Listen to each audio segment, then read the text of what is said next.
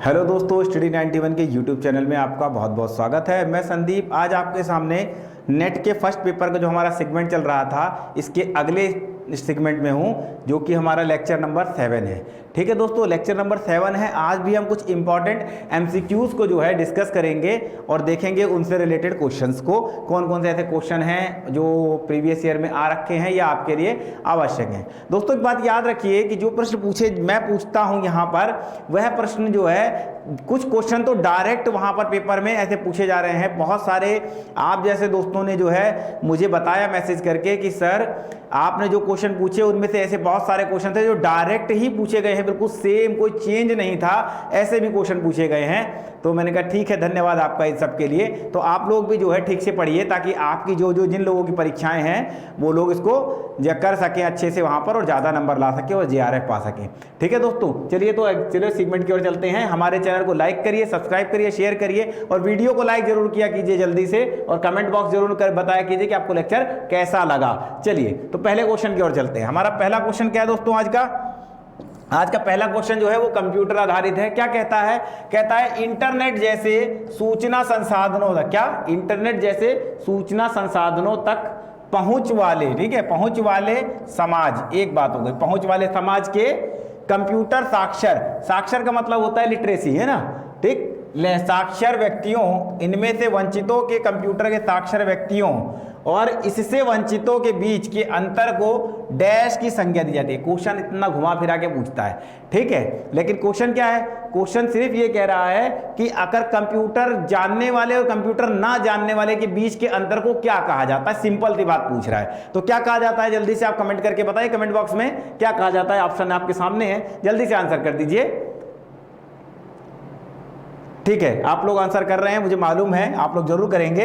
तो इसमें जो कहा जाता है दो चीजों के बीच के अंतर को क्या कहता है? डिवाइडेशन कहा जाता है। किसी लोगों में डिवाइडेशन हो गया, दुराव हो गया, बीच जो है दूरी हो गई। तो यहां पर जो है क्या कहा गया है? डिजिटल डिवाइड कहते हैं इसको। क्या कहते हैं? डिजिटल डिवाइस कहते हैं। क्यों डिजिटल? क्योंकि कंप्यूटर एक डिजिटल वो मशीन है ना, तो इसका क्या है, इसके बीच में अगर साक्षरता, यानी कि एक जो व्यक्ति है वो कंप्यूटर जानता है और दूसरा जो व्यक्ति है वो कंप्यूटर नहीं जानता है, इन दोनों के अंतर को क्या कहेंगे? जैसे एक आदमी पढ़ा लिखा है मिस्टर पी और एक एस नाम का व्यक्ति है, ये पढ़ा लिखा नहीं है, तो इनके बीच के अंतर को क्या कहेंगे? तो जैसे इनके बीच के अंतर को क्या कहते हैं? साक्षरता कहते हैं ना, कि ये साक्षर नहीं है, निरक्षर है। ठीक है, क्या कहते हैं? अनपढ़ भी आप जनरल भाषा में कह देते हैं। ठीक है, तो साक्षरता की बात करते हैं। वैसे यहाँ पर कंप्यूटर साक्षरता की बात कर रहा है कि एक कंप्यूटर जानने वाला और कंप्यूटर ना जानने वाले के बीच के अंतर को किस शब्द द्वारा परिभाषित किया जाता है या संज्ञा दी जाती है? तो डिजिटल डिवाइस संज्ञा दी जाती है। ठीक है दोस्तों, ये हमारा पहला क्वेश्चन था आज का। दूसरे क्वेश्चन को देखिए, वर्ड प्रोसेसर सॉफ्टवेयर का प्रयोग करते हुए किस प्रलेख के पृष्ठ को, ठीक है, ये जनरल जो क्वेश्चन है ये पूछ रहा है कि वर्ड प्रोसेसर का आप जब प्रयोग करते हैं, वर्ड प्रोसेसिंग सॉफ्टवेयर का प्रयोग करते हुए किस प्रलेख का मतलब कोई पेज मान लीजिए, प्रलेख के पृष्ठ दो के, किसी के पृष्ठ 2 के, यानी 2 नंबर पेज के किसी चित्र को उसी प्रलेख यानी उसी फाइल में पृष्ठ नंबर 4 पे यानी पेज नंबर 4 पर अगर दोहराना होता है तो इसे किस प्रक्रिया को, इसको क्या नाम दिया जाता है, ये पूछ रहा है। क्या कह रहा है? अगर पेज नंबर 2 पर कोई चित्र है, ठीक है, उस चित्र को क्या करना है, कोई चित्र है वो जो है पेज नंबर 4 पर अगर उस चित्र को क्या उठाना है, उसी चित्र को उठा करके यहां पर लगाना है, तो इस प्रक्रिया को क्या कहते हैं? तो आपको सबको पता है कि इस प्रक्रिया को क्या कहते हैं? इसको हिंदी में कहते हैं प्रतिलिपि और सटाना, यानी कि कॉपी और पेस्ट। क्या कहते हैं? कॉपी और पेस्ट कहते हैं, कट पेस्ट नहीं कहते हैं, कॉपी और पेस्ट कहते हैं, क्योंकि 2 पे है ऑलरेडी और 4 पे लाना है। कुछ लोग कट पेस्ट भी कह सकते हैं, लेकिन नहीं, कॉपी और पेस्ट कहेंगे, प्रतिलिपि और सटाना। ठीक है, हिंदी में देखिए एक बात याद रखिएगा, हिंदी में एक प्रॉब्लम होती है आप लोग के साथ में, मैं भी जानता हूँ। मैं भी जब मैं पढ़ता था तो मेरे को भी ये लगता था कि अरे यार ये तो बड़ा कठिन है, ऐसा कैसे, लेकिन समझना पड़ेगा, थोड़ी मेहनत तो आपको भी करनी पड़ेगी। ठीक है, तो ध्यान रखिएगा। अगला क्वेश्चन देखिए, निम्नांकित में से कौन से प्रावधान पर्यावरण संरक्षण अधिनियम 1986 में प्रत्यक्ष रूप से प्रत्यक्ष रूप से शामिल किए गए हैं। यहां पर पढ़ेंगे आप तो आपको लगेगा, क्या लगेगा, आपको लगेगा कि ये जो है जनरली सारी बातें ठीक हैं। आप आंसर देखेंगे तो आपको लगेगा कि सारी ही बातें क्या हैं, ठीक हैं, लेकिन ये सारी बातें ठीक नहीं है। क्या है, एक बार आंसर को हम लोग डिस्कस करते हैं, जल्दी से कमेंट बॉक्स में बताइए। मैं थोड़ा हटता हूं, आप पूरा पढ़ लीजिए एक बार, ठीक है। आई थिंक आप लोग इसको पढ़ लिए होंगे, ठीक। आइए, तो कह रहा है निम्नांकित में से कौन सा प्रावधान पर्यावरण संरक्षण 1986 में प्रत्यक्ष रूप से शामिल किया गया है। प्रत्यक्ष रूप से किसको शामिल किया गया है, तो एक बात समझिए, वनों की सुरक्षा और संरक्षण तथा उससे जुड़े मामले, क्या ये शामिल किया गया है? ठीक है, ये बना क्यों है, इसका एक्चुअलिटी में सीधे पूछ रहा है इस अधिनियम का एक्चुअल उद्देश्य क्या था, ये बात पूछ रहा है सीधी मोटी मोटी। तो ये वाली बात है क्या, नहीं, तो ये भी नहीं है। दूसरी बात क्या है, जल प्रदूषण का निवारण और नियंत्रण, ये तो बात बिल्कुल भी नहीं है। आगे, वन्य जीव पक्षियों और पौधों की संरचना और संरक्षण इत्यादि से जुड़ा हुआ, तो ये तो वन्य जीव संरक्षण अधिनियम 1972 वाले में चला जाएगा, ये तो यहां होगा नहीं। इसके बाद चौथा बचता है मानव परिवेश का संरक्षण, सुधार तथा खतरों का निवारण। एक्चुअलिटी में ये उद्देश्य है। अब आप कहेंगे इसमें तो मानव की बात है और यहाँ पर्यावरण की बात है। ये पर्यावरण संरक्षण मानव पर्यावरण के लिए बनाया गया था, कि मानव पर्यावरण संरक्षण के लिए, कि मानव जिस परिस्थिति तंत्र में बढ़ता पलता है, उसकी जिन चीजों की आवश्यकता उसको होती है, ऐसे पर्यावरण को नष्ट नहीं होने देना है। अगर उसके लिए उद्योग या और कोई चीज भी लगानी है तो उसकी भी बात इसी के अंदर इंक्लूड है, इसी अधिनियम के अंदर जुड़ी हुई है। ठीक है, तो ये बात ध्यान रखिएगा। सुधार शब्द इसीलिए यहां पे आया, और खतरों का निस्तारण, अगर क्या है लगातार शहर बना रहे हैं तो भैया रिजर्व करनी पड़ेगी जमीन, कि भाई इतने ही में शहर बनाइए, जंगल इतना बचा रहना चाहिए मनुष्यों के लिए, है ना। तो इस प्रकार इसके ये जो है ऑप्शन नंबर 4 जो है ये इसका आंसर है। ठीक है दोस्तों, अगले क्वेश्चन की ओर चलते हैं। हमारा चौथा क्वेश्चन है आज का, किस विश्वविद्यालय में, देखिए ये बात कह रहा है कि किसी विश्वविद्यालय में, विश्वविद्यालय यानी कि यूनिवर्सिटी में निम्न में से किस इकाई को संवैधानिक कार्य करना होता है। क्या करना होता है, संवैधानिक कार्य करना होता है। एक बात समझ लीजिए, यूनिवर्सिटी जो होती है, जितना देखने में आसान होता है ना कि आप एडमिशन लिए और पढ़ाई की ओर चल दिए, उतना ही उसका मैनेजमेंट कठिन होता है। उसमें विभिन्न प्रकार की समितियां होती हैं या इकाई होती हैं एक यूनिवर्सिटी के अंदर। एक यूनिवर्सिटी के अंदर विभिन्न प्रकार के कार्य होते हैं। मान लीजिए कि यूनिवर्सिटी है तो इसमें एक काम होता है आपका जो स्टडी वाला होता है। क्या होता है, स्टडी वाला, पढ़ाई का होता है। ठीक है, फिर इसी में स्टडी में भी 2 हिस्से हो जाते हैं, एक जो है सिलेबस का काम करती है, दूसरा परीक्षा का काम करती है कि नहीं है। इसके बाद क्या है, उसका प्रशासनिक तंत्र चलाने के लिए एक और समिति होती है। ठीक है, फिर पूरे को रेगुलेट करने के लिए, यानी कि हायर एजुकेशन को जवाब देने के लिए एक आदमी होता है, उसकी एक समिति होती है। इसके अलावा अगर शोध कार्य हो रहा है तो उस शोध कार्य की एक अपनी समिति होती है। ठीक है, वो शोध कार्य के बारे में ही ध्यान देगी। ठीक है, अब ऐसे करके विभिन्न समितियां होती हैं जो यूनिवर्सिटी को चलाती हैं। ठीक है ना, एक समिति नहीं होती है कि बस वीसी साहब बैठ गए और काम चल गया, ऐसा नहीं होता है। तो यहाँ पर बताया गया है पठन समिति।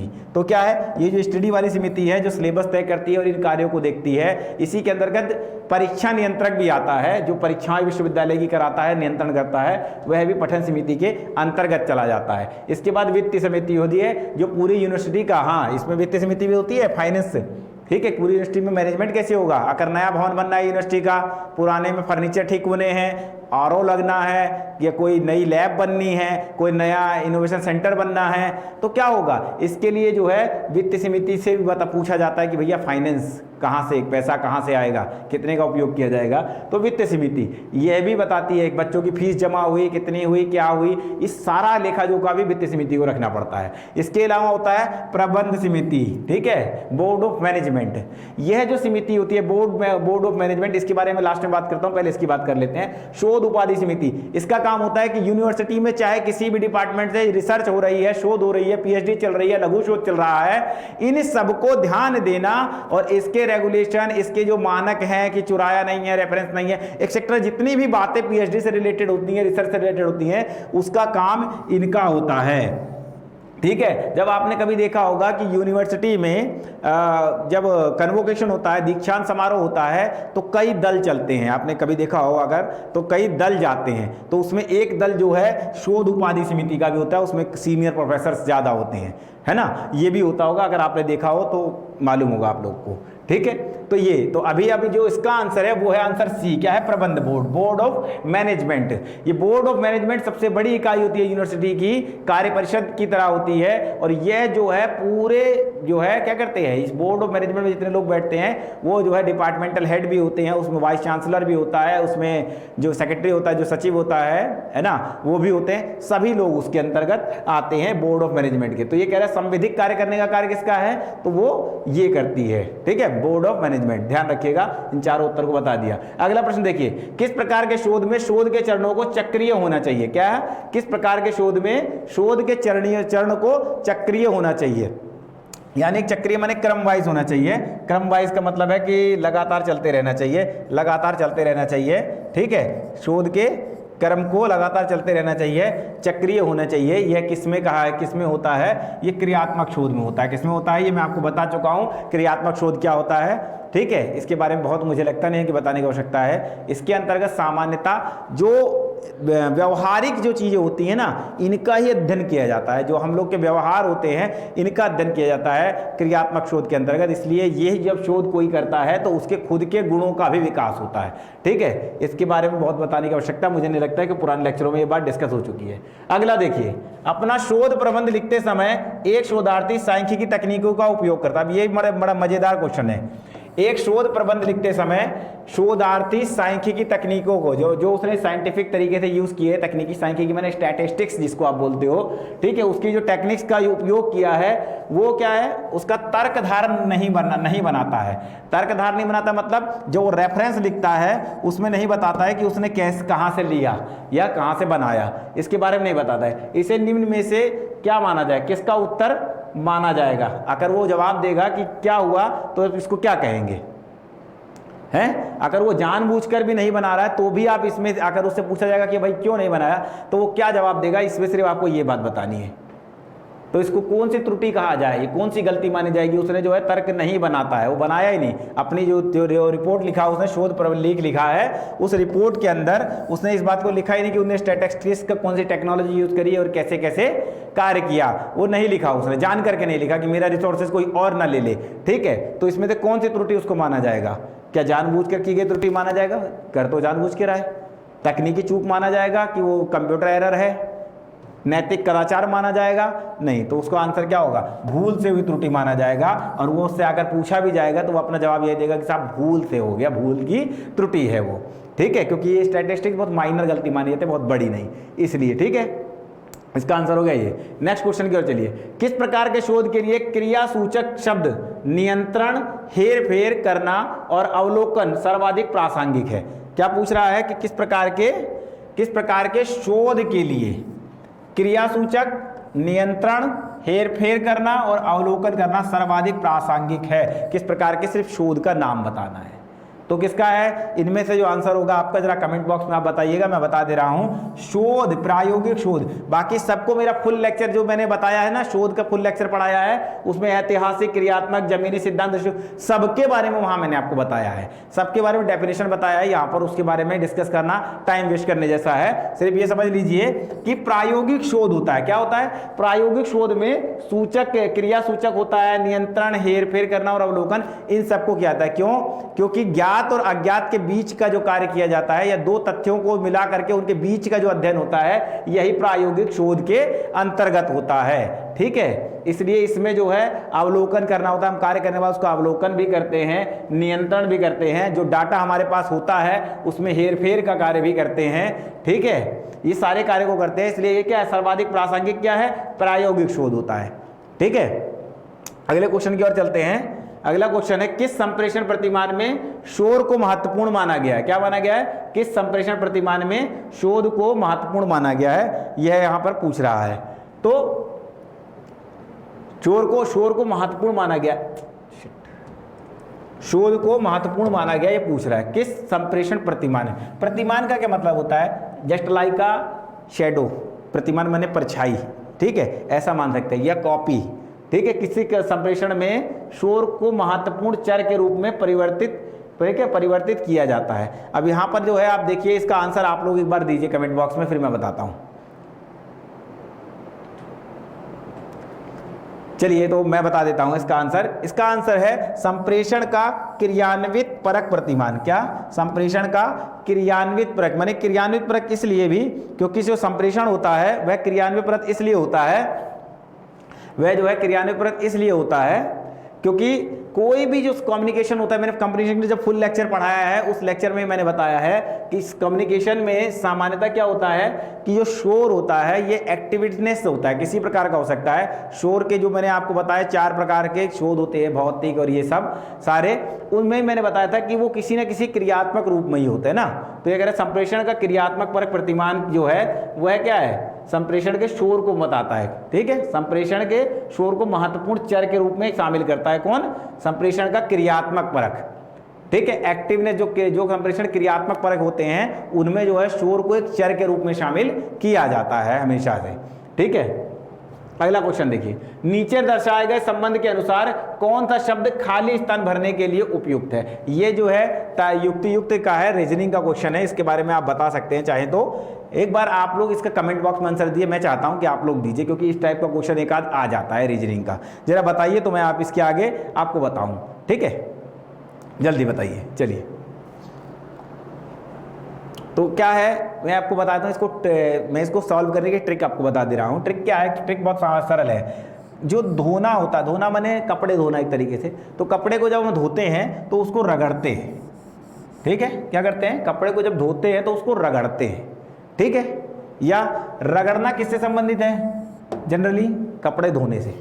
धोते टाइम चाहे आप किसी भी चीज़ को धोएंगे तो उसको रगड़ते हैं, है कि नहीं? जब खुद भी नहाते तो शरीर को भी रगड़ रगड़ के नहाते, होता है कि नहीं होता?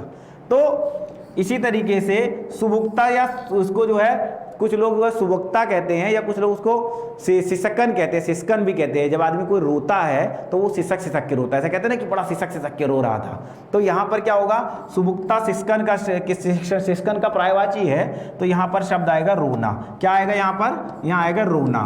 तो ध्यान आ गया कैसे? एक दूसरे के चीज से जुड़ा हुआ है, जस्ट अगला कार्य है। रगड़ना, धोना, दोनों काम एक साथ चलते हैं ना। इस तरीके से जो सिसकता है वही आदमी रोता है, यानी कि आदमी जो रो रहा है वही सिसक रहा होगा, जो धो रहा है वही रगड़ रहा होगा, है कि नहीं? ये कॉमन चीज होती है, हमेशा इस बात को ध्यान में रखिएगा। ठीक है, अगले क्वेश्चन की ओर चलते हैं। अगला क्वेश्चन है, भारत में राज्य विश्वविद्यालय के संबंध में उच्च शिक्षा प्रणाली का कार्यकारी नेतृत्वकर्ता कौन होता है? बड़ा इंपॉर्टेंट क्वेश्चन है। देखिए क्या होता है, इस क्वेश्चन का आंसर आप सब लोग जानते हैं, लेकिन क्या है कि इतना हिंदी पूछा है तो आधे लोग कंफ्यूज होंगे, है ना? लेकिन मैं फिर भी आपको बता देता हूँ क्या है। भारत में राज्य विश्वविद्यालय यानी स्टेट यूनिवर्सिटी के संबंध में हायर एजुकेशन सिस्टम का कार्यकारी, ठीक है, कार्यकारी नेतृत्वकर्ता कौन होता है? ठीक है, यानी अगर स्टेट गवर्नमेंट को जवाब देना है को किससे पूछेगी, कौन यूनिवर्सिटी की तरफ से नेतृत्व करता होगा, ये बताइए। यूनिवर्सिटी चलाने के लिए तो बहुत लोग होते हैं अंदर इंटरनल, लेकिन जवाब देने के लिए कौन होता है? ये आंसर है, जल्दी से कमेंट कर दीजिए एक बार। चलिए तो मैं बता दे रहा हूं। तो यहां पर पहला ऑप्शन है फैकल्टी ऑफ डीन, ये नहीं होता है, ये एक फैकल्टी के लिए जिम्मेदार होता है, पूरी यूनिवर्सिटी के लिए नहीं होता है। दूसरा लिखा है विश्वविद्यालय का कुलपति, तीसरा लिखा विश्वविद्यालय का कुलाधिपति, और फिर लिखा शिक्षा का डीन। तो ये तो है ही नहीं, ऑप्शन ही छोड़ दीजिए, बचता है ये दोनों। अब क्या है, पूछ रहा है कि राज्य विश्वविद्यालय के संबंध में नेतृत्वकर्ता और जवाब देने वाला, नेतृत्वकर्ता और कार्यकारी नेतृत्व, वो जो है कार्यकारी भी है, वो कार्य भी करता है। तो कौन होगा? जो कुलाधिपति होता है, ये राज्य का जो राज्यपाल होता है, जो राज्य का राज्यपाल होता है, यह प्रत्येक राज्य विश्वविद्यालय, कौन थे? प्रत्येक राज्य विश्वविद्यालय स्टेट यूनिवर्सिटी का कुलाधिपति होता है। कौन होता है? चांसलर ऑफ द यूनिवर्सिटी होता है। ये जो है वाइस चांसलर नहीं होता है, चांसलर ऑफ द यूनिवर्सिटी होता है, इसको चांसलर बोलते हैं। कोई भी हर स्टेट का जो राज्यपाल है वो स्टेट यूनिवर्सिटी का चांसलर होगा। जैसे मान लीजिए कि उत्तर प्रदेश के अंदर यूनिवर्सिटी टोटल 21 है, स्टेट यूनिवर्सिटियां, ठीक है? तो ये राज्यपाल जो है, उत्तर प्रदेश का राज्यपाल 21 की 21 यूनिवर्सिटी का एक साथ कुलाधिपति होगा। ठीक है, ये बात ध्यान रखिएगा। ठीक ऐसे ही जो सेंट्रल यूनिवर्सिटी होती है उसका कुलाधिपति कौन होता है? प्रेसिडेंट।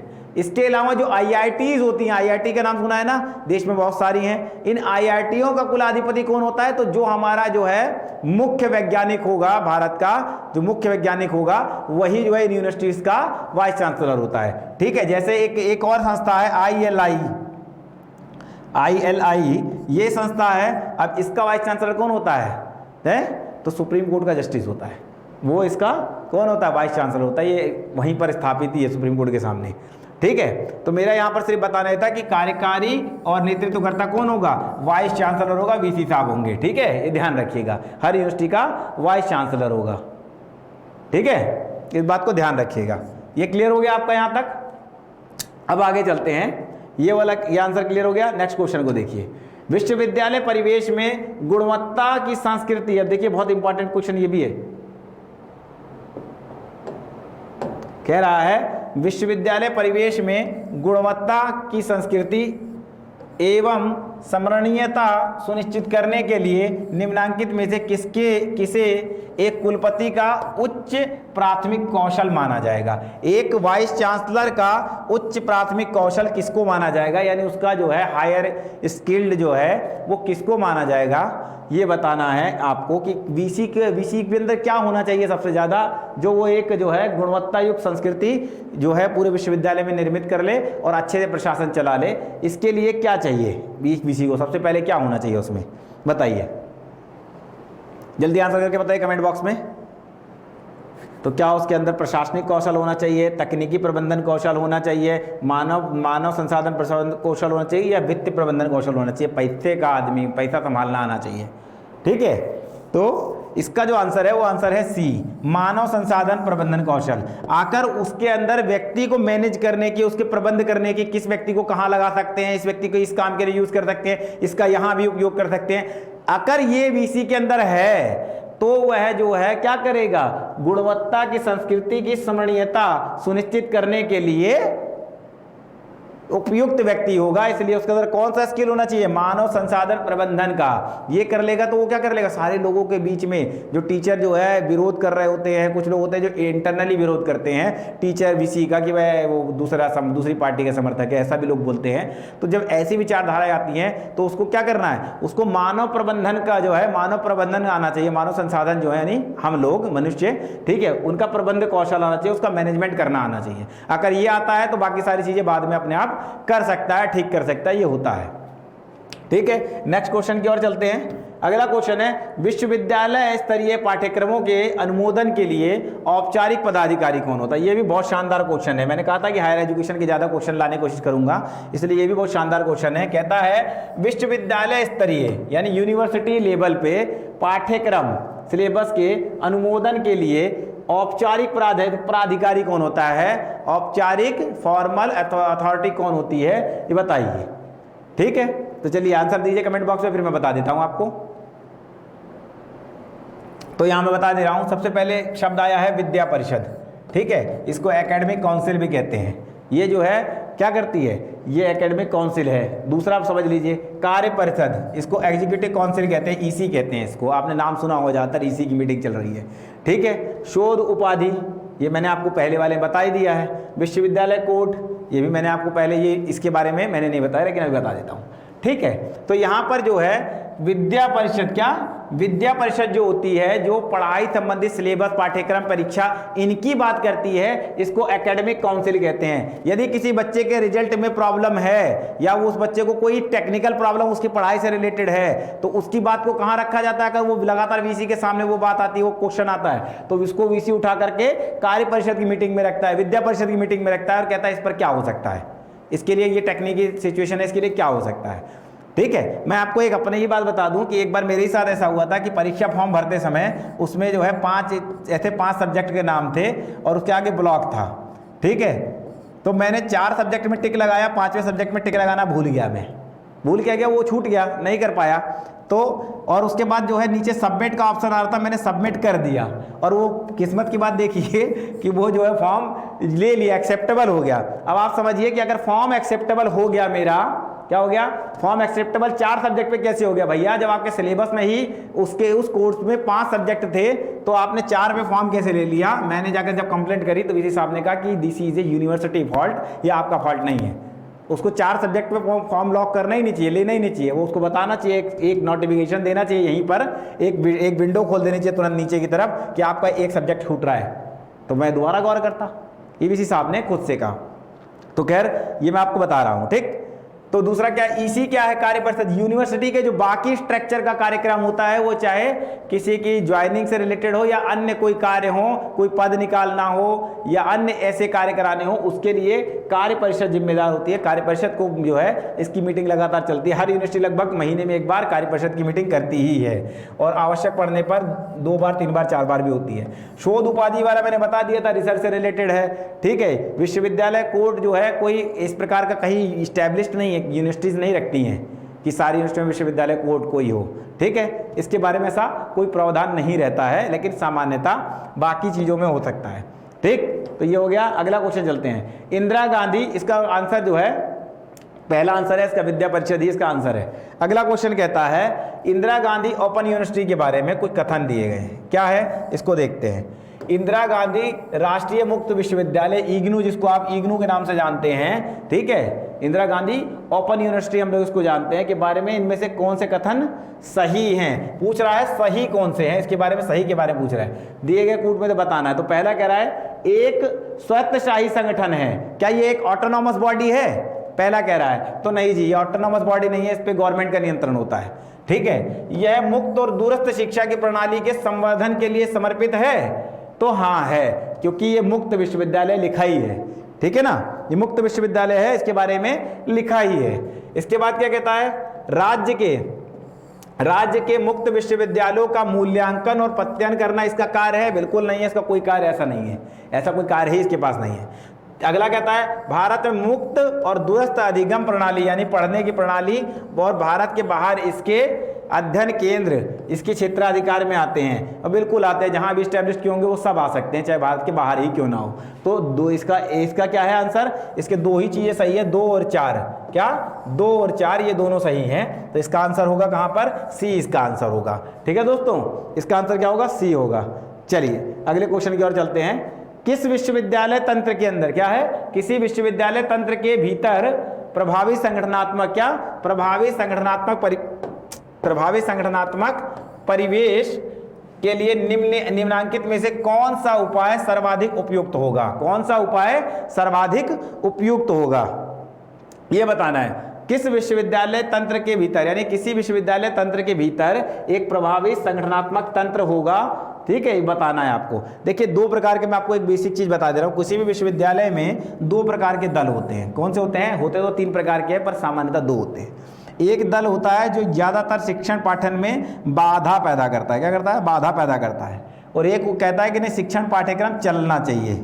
ठीक है, एक चलने वाला होता है, एक रोकने वाला होता है, ऐसे 2 दल होते हैं। तो कह रहा है कि किसी भी विश्वविद्यालय तंत्र के भीतर एक प्रभावी संगठनात्मक परिवेश के लिए, यानी प्रभावी संगठनात्मक परिवेश यानी इफेक्टिव संगठनात्मक परिवेश के लिए इनमें से कौन सा उपाय सर्वाधिक उपयुक्त है? किसी संगठन को बढ़ावा देना है तो कौन सा उपयुक्त है? तो इसमें जो ऑप्शन है ये 4 हैं, आपको इसमें आंसर करना है। आप एक बार आंसर करिए, मैं हट जाता हूं, एक बार आंसर पढ़ लीजिए और करिए, फिर मैं बताता हूं आपको।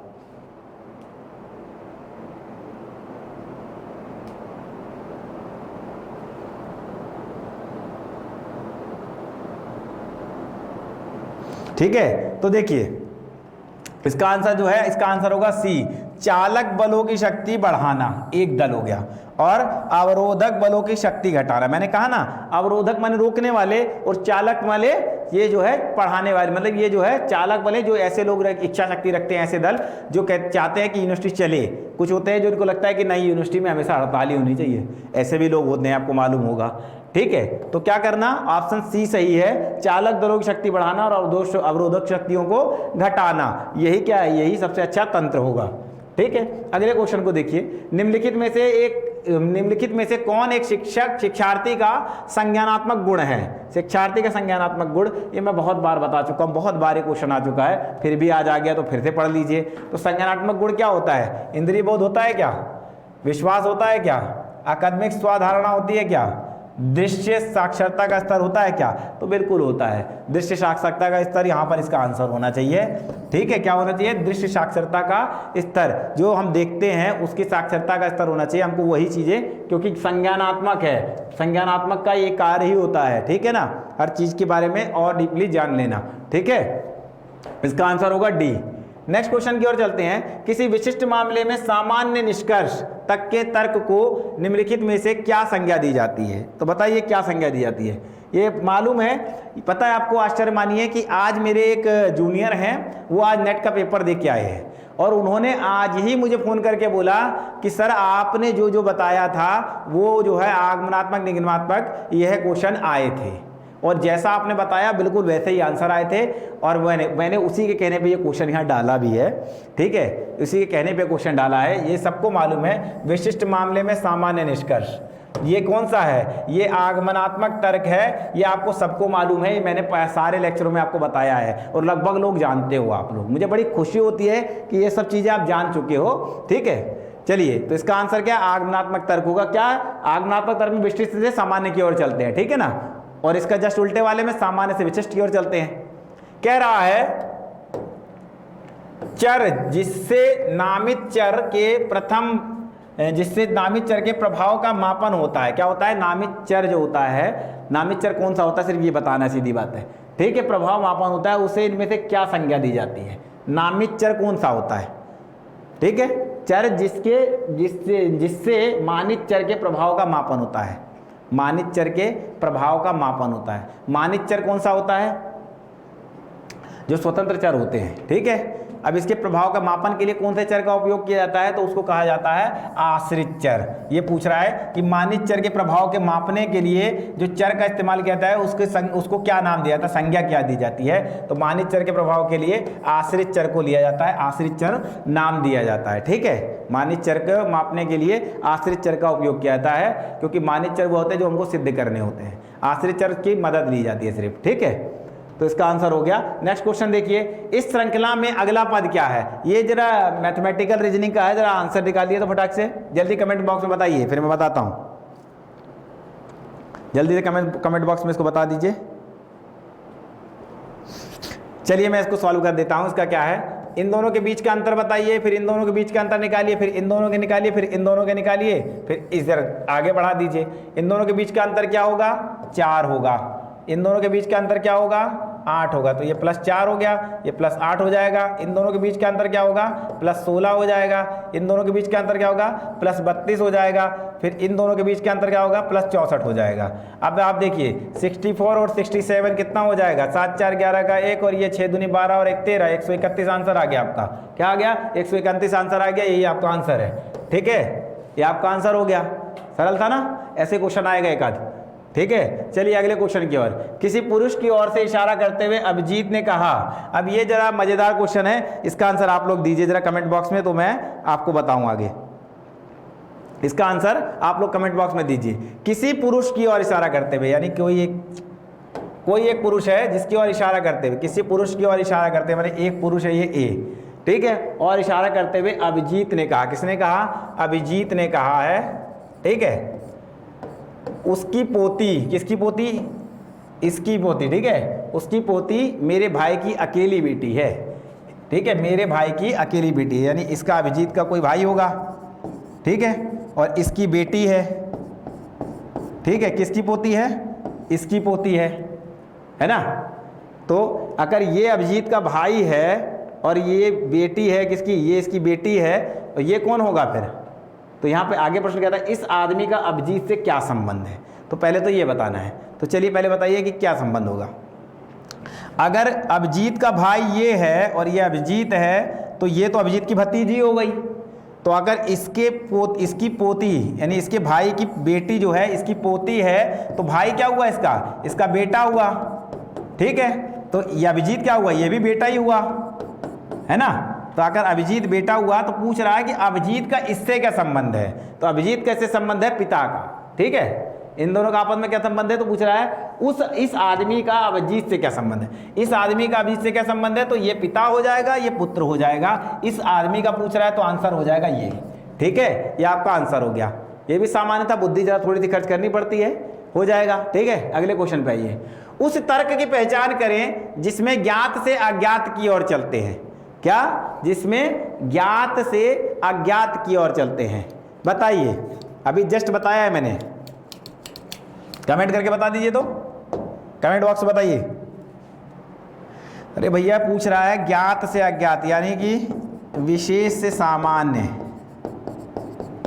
ठीक है, इसकी बात कर रहा है। तो ठीक है, स्थूल से सूक्ष्म, ठीक है, सूक्ष्म से स्थूल की ओर चल रहा है। क्या है जल्दी बताइए, इसकी बात कर रहा है, जल्दी बताइए क्या आंसर होगा। इसका आंसर होगा आगमनात्मक तर्क। क्या होगा, आगमनात्मक तर्क होगा। मैंने कहा ना, ज्ञात से अज्ञात की ओर, ठीक है, सूक्ष्म से स्थूल की ओर, ठीक है, विशेष से सामान्य की ओर, ये तीनों बातें कहाँ हैं, आगमनात्मक तर्क में। जस्ट उल्टा कर दीजिए तो इसका निगमनात्मक हो जाएगा, ठीक है ना। चलिए अगले में आइए। तर्क जो यह दावा करता है कि इसका निष्कर्ष निर्णायक रूप से इसके आधार वाक्य द्वारा समर्थित है, कहलाता है। क्या कहलाता है, चलिए बताइए, जल्दी से कमेंट बॉक्स में बताइए कि क्या कहलाता है। कह रहा है कि कोई तर्क जो यह दावा करता है कि इसका निष्कर्ष निर्णायक रूप से इसके आधार वाक्य द्वारा समर्थित है।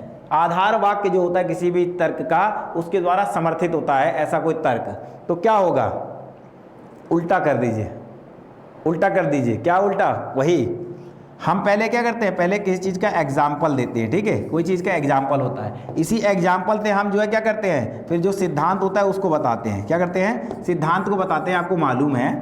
तो विशेष से सामान्य की ओर, सामान्य से विशेष की ओर, तो तर्क क्या है, ये सामान्य बात है और विशेष में अब निकालना है, तो सामान्य से विशेष की ओर जाएंगे तो क्या होगा, निगमनात्मक तर्क हो जाएगा, है ना। तो वही कह रहा है, ये बात को अगर ठीक से समझेंगे तो निगमनात्मक तर्क की बात निकल के आ रही है ना। चलिए नेक्स्ट क्वेश्चन को देखते हैं। यदि दशमलव संख्या 53, अब देखिए कितना फंसाया यहाँ पर, बच्चे जो है इस क्वेश्चन को बिना पढ़े ही आंसर निकाल देंगे। कह रहा है कि 53, अगर कोई दशमलव संख्या 53 का युग्म बाइनरी इक्वेशन ये है, यानी कि 53 का बाइनरी इक्वेशन क्या कह रहा है, 110101, ये बोल रहा है, तो 50 का बाइनरी डिजिट क्या होगा ये पूछ रहा है। चलिए बाइनरी डिजिट निकालिए जल्दी से, 50 का क्या होगा, ऑप्शन ये रहे सामने, ठीक है, जल्दी बताइए। मैं फिर भी यहाँ पर आपको सॉल्व करके बता दूंगा। 1 2 4 6 सॉरी 6 नहीं 8 होगा, 8 16 और 32, यहाँ तक आप पहुँच जाइए, है ना, हो गया।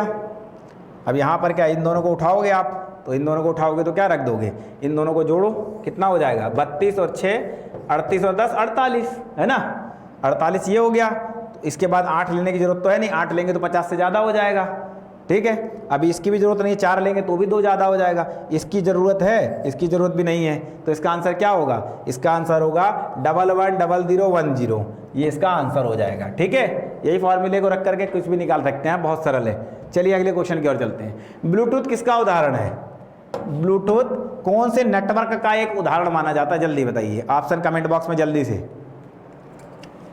तो ब्लूटूथ जो है वो क्या है, किस चीज़ का क्या एग्जाम्पल होगा, ब्लूटूथ आपके मोबाइल में होता है, किसी और के मोबाइल में होता है, ब्लूटूथ आपके कंप्यूटर में होता है, किसी और के कंप्यूटर में भी हो सकता है ना।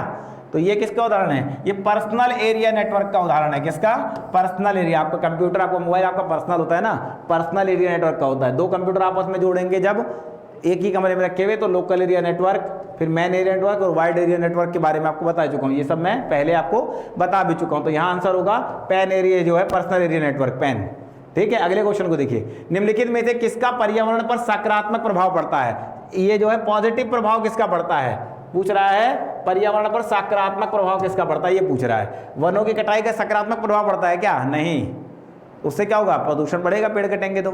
अत्यधिक आबादी, इससे तो बहुत सारे प्रदूषण बढ़ते हैं, प्रदूषण खुद में किसी भी प्रकार का हो, इसका भी नकारात्मक प्रभाव है। लेकिन संरक्षण, किसी भी चीज़ का संरक्षण, चाहे वनों का हो, जल का हो, ध्वनि प्रदूषण के संरक्षण की बात हो, ऐसे कोई भी संरक्षण की बात करता है तो इसका सकारात्मक असर पड़ता है। यही डी आपका आंसर है, संरक्षण माने बचाना किसी चीज़ को, ठीक है। तो इसका आंसर हो गया डी। नेक्स्ट क्वेश्चन को देखिए, ये बड़ा इंपॉर्टेंट क्वेश्चन है, बड़े मुश्किल से इसको जब मैं ढूंढ के लाया हूँ आपके लिए, जरा देखिए।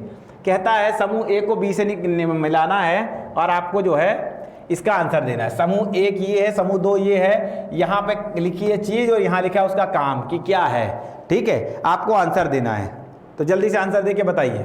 स्वयं प्रभा क्या है, ठीक है। GIAN क्या है, ठीक है। Global institute of academic network कहते हैं इसको, इसके बारे में बताना है आपको, ठीक है। ज्ञानवाणी क्या है ये मैं बता चुका हूँ, ज्ञान दर्शन क्या है ये भी बता चुका हूँ। चलिए आंसर दीजिए जरा जल्दी से।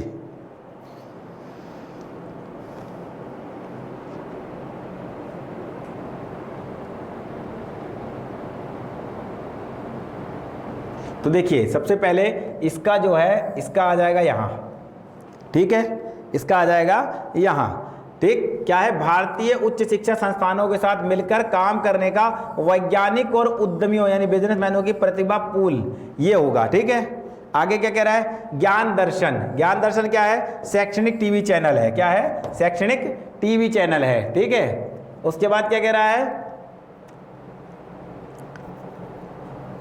यहां पर एक मिस हो गया मुझे लगता है, कुछ यहाँ एक चीज छूट गया है, नहीं ये है ज्ञान धारा, ठीक है, ये रहा ज्ञान धारा है। तो यहाँ पर ये है, इसका थोड़ा सा मिस्टेक हो गया, एक बार फिर से बता देता हूँ, थोड़ा मैं इसको देखने के चक्कर में मिस हो गया। चलिए मैं बताता हूँ। इसके लिए जो है सबसे पहले क्या है, इसके लिए सबसे पहले आप देखिए स्वयं प्रभा है। तो स्वयं प्रभा कहाँ जाएगा?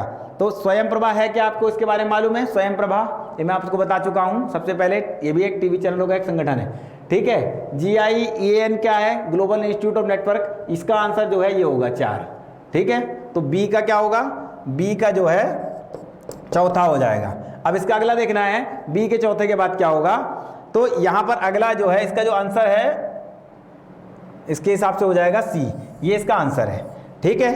तो क्या क्या है आप इसको एक बार समझ लीजिए कि सी आंसर है जो है ये ए में तीसरा होगा, यानी ए का तीसरा बता रहा है। शिक्षा के लिए निःशुल्क DTH चैनल होगा। स्वयं प्रभा क्या है? शिक्षा के लिए निःशुल्क एक DTH चैनल है। उसके बाद बी कहता है, बी का चौथा है ये भारतीय उच्च शिक्षा संस्थानों के लिए वैज्ञानिक उद्यमियों के बारे में बता दिया आपको। सी का क्या है? पहला है ज्ञानवाणी, FM रेडियो का नेटवर्क है, ये मैं पुराने लेक्चर में बता चुका हूँ इससे पहले वाले में। ज्ञान दर्शन डी का पांचवा बता रहा है। ज्ञान दर्शन क्या है? वह शैक्षणिक टीवी चैनल, वो भी एक टीवी चैनल है, ठीक है। ये DTH चैनल है, सामान्य टीवी चैनल की बात कर रहा है। और इसके बाद क्या बचता है? चौथे के बाद पांचवा बचता है। पांचवे का दूसरा है ज्ञान धारा। पांचवे का दूसरा है इंटरनेट श्रव्य परामर्श सेवा है। ये इंटरनेट पर श्रव्य परामर्श सेवा, ये सुनने की जो एक सेवा है, इसके द्वारा आपको कुछ भी सुनने को मिल सकता है। तो यह जो है आपके क्या है? मिलान है। ये परीक्षा में पूछा जाता है जो है, इसके लिए मैंने बता दिया एक का काम पूछ सकता है, सबके काम पूछ सकता है, ठीक है। अगला क्वेश्चन देखिए, निम्नांकित में से किसके द्वारा 2 अक्टूबर को, ये पूछ रहा है कि इनमें से किसे 2 अक्टूबर 1978 महात्मा गांधी के जन्मदिवस के दिन प्रारंभ किया गया था? इनमें से किसी एक कार्यक्रम को कमेंट बॉक्स में बताइए जरा जल्दी से।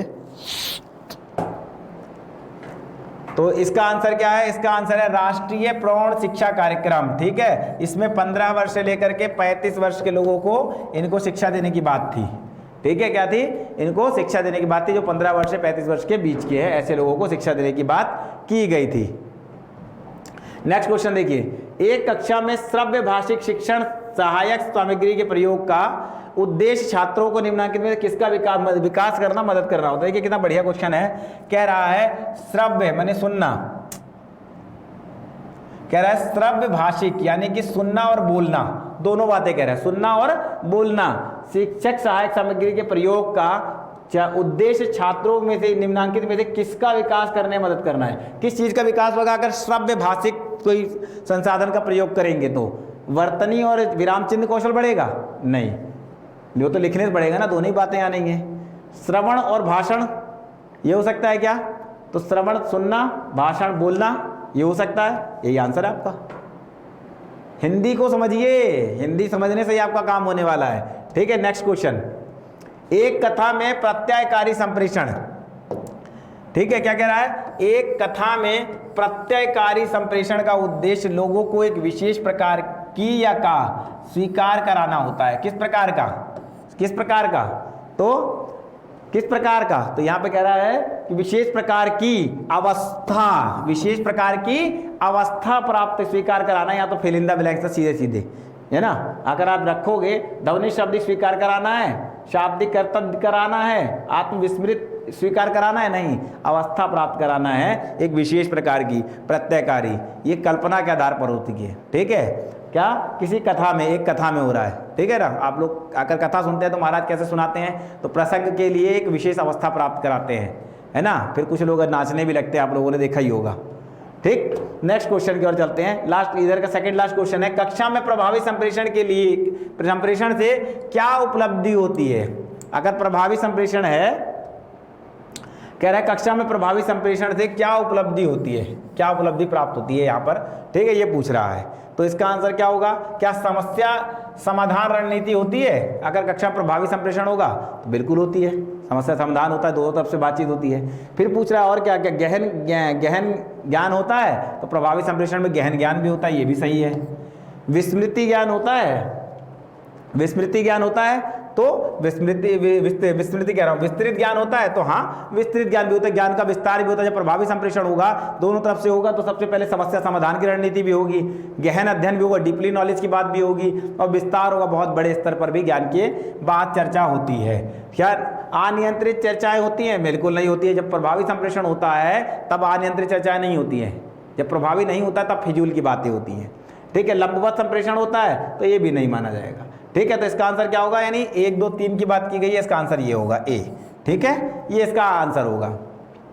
चलिए अंतिम क्वेश्चन को देखिए, शिक्षण क्या लिखा है, शिक्षक प्रसारण में निम्नांकित में से किस कारक की समस्या है, ठीक है, शिक्षक प्रसारण में निम्नांकित में से किस कारक की समस्या है, ये पूछ रहा है। चलिए आंसर दीजिए इसका, फिर मैं बताता हूं इसका आंसर, आप लोग देंगे एक बार। इसका आंसर क्या होगा, तो इसका आंसर होगा ध्यान अवधि। क्या होगा, ध्यान अवधि, ठीक है। ये शिक्षण होना चाहिए तो ठीक रहेगा मुझे लगता है, ठीक है। शिक्षण प्रसारण की बात होनी चाहिए, क्योंकि शिक्षक प्रसारण तो शब्द ही नहीं बनेगा ठीक से, लेकिन यहाँ पर जो है शिक्षक प्रसारण की ही बात है। शिक्षक प्रसारण माने जो टीचर का आकर कोई शिक्षक जो है वो अगर टेलीविजन पे आके प्रसारण दे करके बच्चों को पढ़ाए तो क्या होगा, इनमें से कौन से कारक की समस्या है, किस कारक की समस्या होगी, कौन सी कारण होगा जो समस्या पैदा करेगा, तो क्या होगा, विस्तारित अंतःक्रियाकलाप नहीं, ठीक है, ये तो हो सकता है।